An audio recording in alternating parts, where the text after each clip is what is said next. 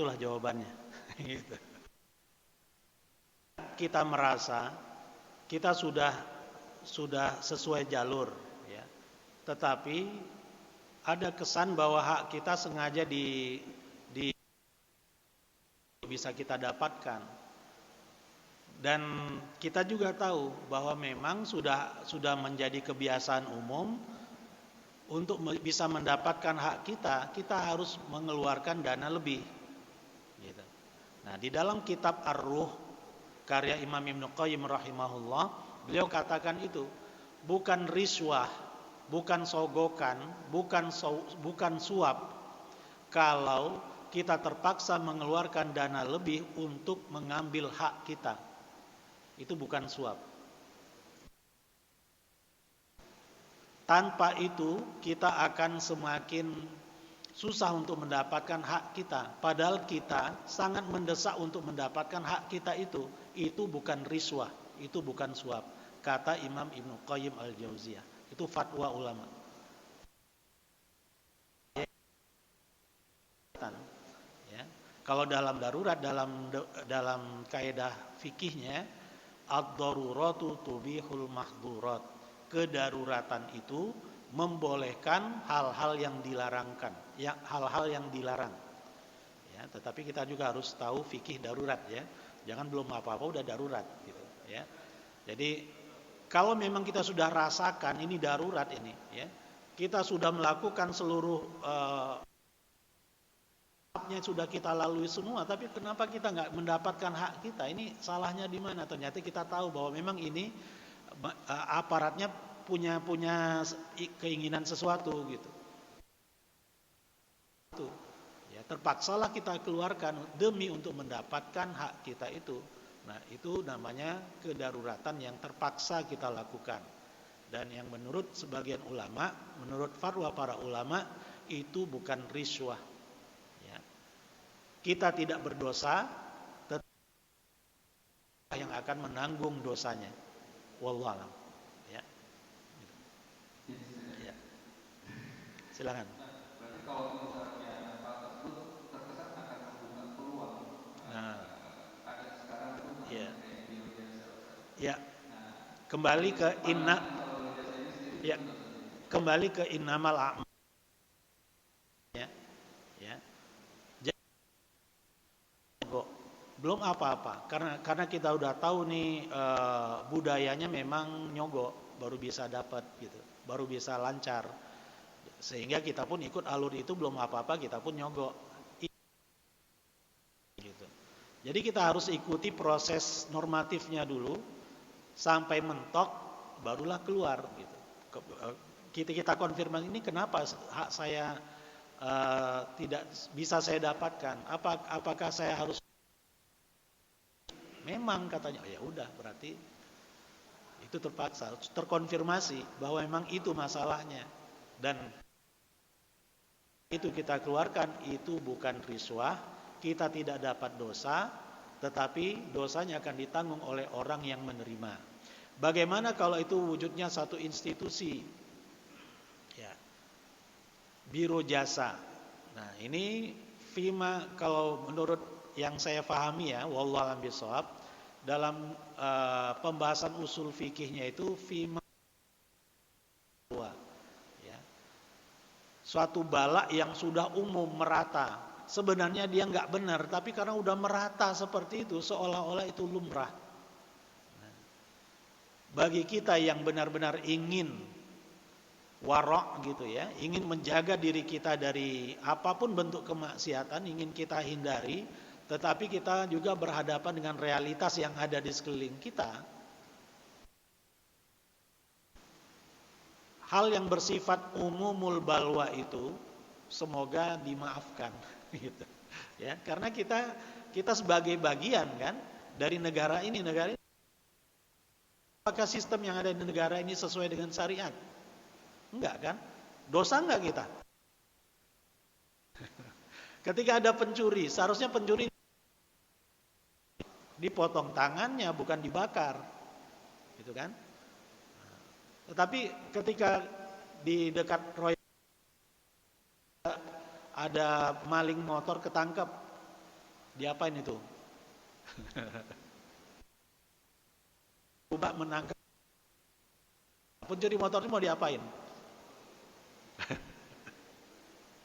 Nggak bisa kita potong tangannya sendiri, nggak bisa. Untuk sampai ke vonis potong tangan harus mengalami proses, menjalani proses, ya, proses ya interogasi, kemudian pengadilan dan seterusnya sampai diputuskan oleh hakim bahwa orang ini sudah terbukti bahwa dia melakukan kesalahan sehingga vonisnya adalah potong tangan. Jadi itu lama vonisnya, itu bisa setahun 2 tahun baru sampai kepada vonis. Ya, jadi nggak cepat. Ya, nggak bisa ujuk-ujuk potong tangan, nggak seperti itu. Pakai proses. Prosesnya ada proses pengadilan. Pertanyaannya di kita ada nggak pengadilan yang seperti itu? Nggak ada. Kenapa nggak ada? Karena payung hukumnya beda. Yang seperti ini payung hukumnya qala Allah, qala Rasul, Quran dan Sunnah itu payung hukumnya. Peraturan-peraturan yang lebih spesifik, yang lebih detail ke bawah. Kita nggak ada. Pertanyaannya, berdosa nggak kita? Itu kan hukum Allah. Allah yang memerintahkan untuk menerapkan itu. Ternyata nggak bisa kita terapkan. Kita dosa nggak? Yang paling gitu. Ya. Jadi menjadi pemerintah itu tanggung jawabnya besar. Ya. Apalagi yang ada di pusat, pemerintah pusat berat, ya.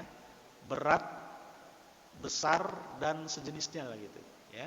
Jadi kelihatannya saja mereka nyaman-nyaman gitu, kelihatannya. Ya, bagi orang yang benar-benar yang duduk di pemerintahan, sebenarnya itu stres dia. Ya. Dia tidak nyaman ya berada di tempat itu, tetapi dia harus berada di tempat itu. Ya, karena kalau orang-orang soleh demi kesolehan biarkan kekuasaan itu dipegang oleh orang-orang zalim, akan jadi apa kita? Ya.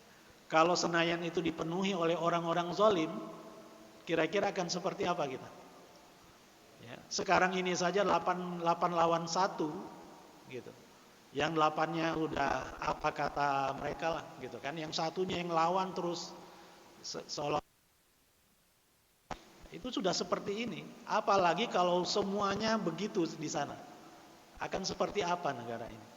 Ya, jadi inilah pentingnya kita menegakkan prinsip berjamaah itu. Ya, Islam hanya bisa tegak dengan semangat berjamaah. Syariat Islam nggak bisa ditegakkan sendiri-sendiri, itu nggak bisa. Ya, apalagi dalam konteks Indonesia ini. Kalau kita bicara tentang hukum, kita bicara tentang kenyataan hidup kita. Ketika ada pencuri ayam, pencuri motor, pencuri itu sama semua ininya, hukumnya gitu. Pencuri ayam lebih parah daripada yang triliunan dibebaskan. Pencuri ayam babak belur duluan kan. Ada di kita kontribusi kesalahan, kita punya kontribusi sehingga kondisi itu terjadi. Supaya ini terminimalisir, ya, kita semakin maksimal bisa mengikis kemungkaran-kemungkaran yang ada. Kalau kita kepentingan publik di luar negeri itu enak sekali, nyaman sekali, ya. Apalagi di sekarang semuanya online itu langsung nggak ada pakai sogokan itu nggak ada. Ya. Kita beli di supermarket, bagi kita kan kalau kembaliannya 100 rupiah udahlah ambil aja lah gitu kan. Ya. Kalau di sana karena kembaliannya cuma sekian sen, untuk apa sekian sen? Kita tinggalkan, dikejar-kejar sama penjaga supermarketnya, penjaga minimarketnya. Ya, langsung diambil ini nih kembaliannya, padahal cuma 5 sen, dikembalikan. Gitu. Bukan malah diganti permen misalnya, enggak. Ya, karena mereka sadar hukum. Mereka tidak muslim, mereka bukan muslim, tetapi karakter ajaran Islam luar biasa, subhanallah. Ya, dari sisi kedisiplinannya, dari sisi kebersihannya itu kayak kita berada di tempat yang ajaran Islam sedang diterapkan. Tapi nggak kedengaran azan di sana. Nggak ada azan di sana. Tetapi masyarakatnya itu disiplin, bersih, gitu, rapi, ya, ulet, ya, komplang dengan.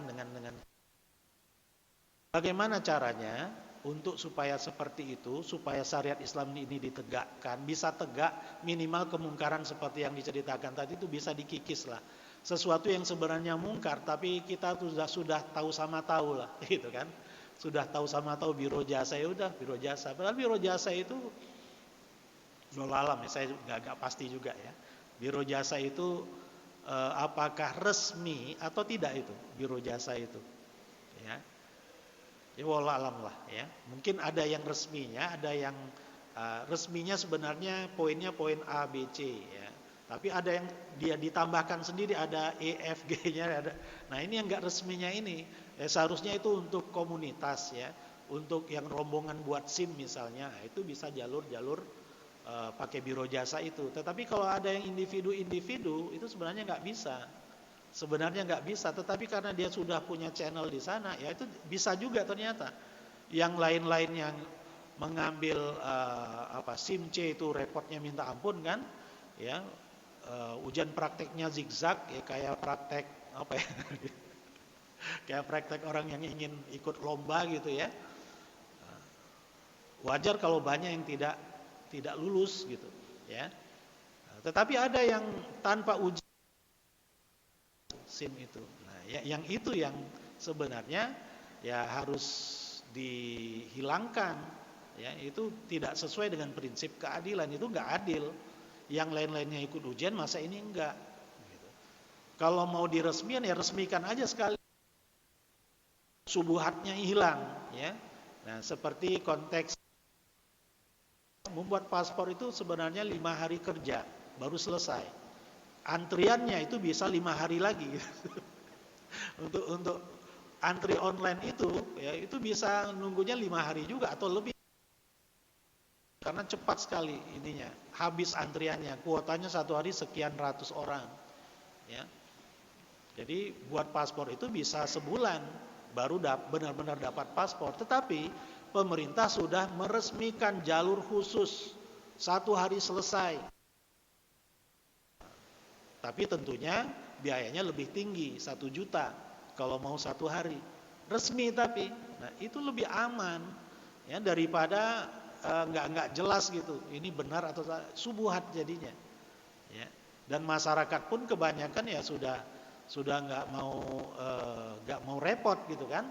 Ya dia harus mondar-mandir untuk buat SIM, mondar-mandir izin kerja dan seterusnya kan. Nggak bisa dihitung ini lulus atau nggak bisa, nggak pasti juga. Ketika nggak lulus diulangi lagi, dia harus izin lagi, ya. Lebih baik ini langsung aja diresmikan kalau memang seperti itu. Toh orang yang mengurus SIM sudah lama bawa motor, sudah lama bawa mobil, cuma suratnya aja dia nggak punya begitu. Ya, jadi jawabannya Allahul Musta'an lah, ya. Jadi ini umumul balwa. Kekeliruan, kesalahan, tetapi ini ya kita sudah nggak hampir tidak mampu untuk mengatasinya. Yang bisa mengatasinya adalah orang-orang yang duduk di atas, ya. Dan untuk memperbaiki kebijakan yang ada di atas itu prosesnya bukan gampang ya, bukan 1-2 hari, 1 tahun 2 tahun, itu bisa 5 tahun baru selesai ya. Jadi ketika ada wacana, ada usul di seumur hidup ya, kemudian STNK itu juga seperti itu ya, banyak yang protes. Ya, banyak yang protes ketika ada wacana SIM itu seumur hidup, sekali kita buat berlaku seumur hidup. Banyak yang protes dan banyak yang melobi-lobi gitu ke pihak orang yang mewacanakan itu, yang mengusulkan itu di Senayan sana. Ya, karena ya banyak dapur yang akan tidak mengepul lagi gitu. Kalau itu seumur hidup. Inilah ya kenyataan hidup yang kita alami. Wallahu a'lam bishawab. Jadi eh, sikap kita bagaimana? Sikap kita tetap merasa tidak nyaman dengan kemungkaran-kemungkaran itu. Kalau kita terpaksa memakai fasilitas seperti itu, benar-benar kita rasakan itu terpaksa gitu. Ya. Pertimbangannya ya mungkin ini harus beberapa hari dan seterusnya, ya apa boleh buat bismillah pakai biro jasa. Ya sudah, karena biro jasa itu kan sudah diketahui oleh aparat kan, sudah diketahui oleh pemerintah. Ya. Kalau dia tetap ada, nggak diberangus, nggak dibubarkan sama pemerintah, ya berarti itu boleh. Gitu. Kita kan ini rakyat biasa, nggak tahu apa-apa. Ya seharusnya yang kita dapatkan dalam kehidupan kita adalah hal-hal yang memang boleh, halal, legal bagi kita. Ya. Kalau tidak legal pasti sudah dilarang oleh pemerintah. Kalau tidak dilarang berarti itu legal. Gitu. Nah, itu hukum bagi kita sebagai orang awam. Wallahu a'lam. Ya. Terima kasih Pak.